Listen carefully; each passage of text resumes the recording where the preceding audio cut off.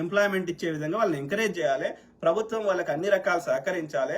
ప్రపంచంలో ఎక్కడైనా advance technology ఉంటే అక్కడ ఉన్న కంపెనీస్ తో టైఅప్ అయి ఆ టెక్నాలజీ నేర్చుకొని వాళ్ళంతటా వాళ్ళు ఆ పెద్ద కంపెనీలు ఎదగడానికి వాళ్ళకి సహాయం చేయాల్సిన అవసరం ఉంది.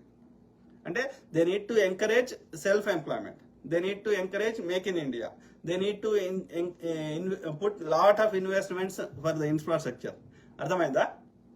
అప్పుడు డెవలప్ అవుతుంది. సో కాబట్టి అమెరికాకు బతుకు తెరుకు ఆడ బతక శాతగాక డాలర్ ఆశతోటి వాడు వచ్చినోడు తప్ప వాడికి ఏదో తెలివితేటలున్నాయి ఏదో పీక్తామని వచ్చినోడు అయితే కాదు. రాసి పెట్టుకోండి. అయితే ఏది ఏమైనా నేనేమంటున్నా, ఈ యొక్క మీడియాలో వచ్చేసి చెత్తపాడుకోలు ఎట్లా తయారైనరు, ఎందుకు తయారైనరు, ఎవరు పడితే వాడు ఏది పడుతుంది చెప్పడానికి.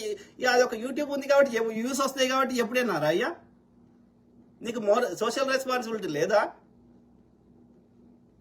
కరెక్ట్ కాదు. ఓకే, సో మీ కామెంట్